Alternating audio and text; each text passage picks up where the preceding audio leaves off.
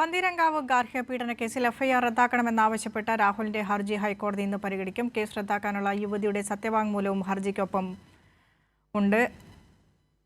വിശദാംശങ്ങളുമായി സാലി മുഹമ്മദ് കൂടി ചേരുന്നു കൊച്ചിയിൽ നിന്നും. സാലി, നേരത്തെ തന്നെ പരാതിക്കാരി ഈ പരാതിയിൽ നിന്ന് പിൻവാങ്ങിയതാണ്. അതിനാൽ തന്നെ ഈ കേസ് റദ്ദാക്കാൻ തന്നെയുള്ള സാധ്യതയല്ലേ നിലനിൽക്കുന്നത്? ഇക്കാര്യത്തിൽ രണ്ട് സാധ്യതയാണുള്ളത്. ഒന്ന്, ഇപ്പൊ ഈ രാഹുൽ എന്ന് പറയുന്ന പ്രതി ഒരു അപേക്ഷ ഹൈക്കോടതിയിൽ സമർപ്പിച്ചിട്ടുണ്ട്. അതിൽ പറയുന്നത് തനിക്കെതിരായ എഫ്ഐആർ റദ്ദാക്കണം. അത് എന്തുകൊണ്ടാണ് റദ്ദാക്കണം എന്നുള്ളതിനെ കൃത്യതയോടെ അതിൽ വിശദീകരിച്ചിട്ടുണ്ട്. ഒന്ന്, ഈ പരാതിക്കാരിയും താനും തമ്മിലുള്ള പ്രശ്നങ്ങൾ പരിഹരിച്ചിട്ടുണ്ട്. അത് കോടതിക്ക് പുറത്ത് സെറ്റിൽമെന്റ് ആയിട്ടുണ്ട്. അതുകൊണ്ട് തന്നെ ഈ പെൺകുട്ടി ഇതുമായി ബന്ധപ്പെട്ട് സത്യവാങ്മൂലം ഹൈക്കോടതിയിൽ തന്നെ നേരത്തെ സമർപ്പിച്ചിട്ടുണ്ട്. ആ സത്യവാങ്മൂലത്തിന്റെ കൂടി അടിസ്ഥാനത്തിൽ തനിക്കെതിരായ കേസ് റദ്ദാക്കാൻ പോലീസിന് നിർദ്ദേശം നൽകണം. ഇതാണ് രാഹുലിന്റെ ഹർജിയിലെ പ്രയർ. താൻ കോടതിക്ക് പുറത്ത് ഒത്തുതീർപ്പാക്കിയിരിക്കുന്ന സാഹചര്യത്തിൽ ഈ പരാതിയിൽ പറയുന്ന കാര്യങ്ങൾ ഇനി നിലനിൽക്കുന്നില്ല. അതുകൊണ്ട് ഈ എഫ്ഐആറിൽ പറയുന്ന ആരോപണങ്ങൾ തനിക്കെതിരെ നിലനിൽക്കുന്നതല്ല. അതുകൊണ്ട് എഫ്ഐആർ റദ്ദാക്കണം. ഇതാണ് ഇയാളുടെ ആവശ്യം. അതേതായാലും കോടതി ഇന്ന് പരിഗണിക്കും എന്നാണ് കരുതുന്നത്. ഇന്ന് ഉച്ചയ്ക്ക് ശേഷമായിരിക്കും ഒരുപക്ഷെ കോടതിയിൽ എത്തുക.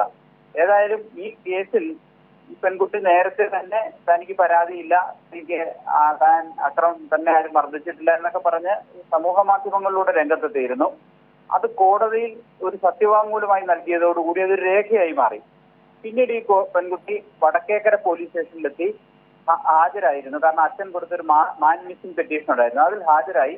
ഈ അച്ഛനോടും അമ്മയോടും ഒപ്പം പോകാതെ ആ പെൺകുട്ടി ദില്ലിക്ക് മടങ്ങുകയാണ് ഉണ്ടായത്. ഏതായാലും ഇപ്പോഴത്തെ സാഹചര്യത്തിൽ ആ പെൺകുട്ടിയുടെ സത്യവാങ്മൂലം കോടതി എങ്ങനെ പരിഗണിക്കുന്നു എന്നുള്ളത് പ്രധാനപ്പെട്ടതാണ്.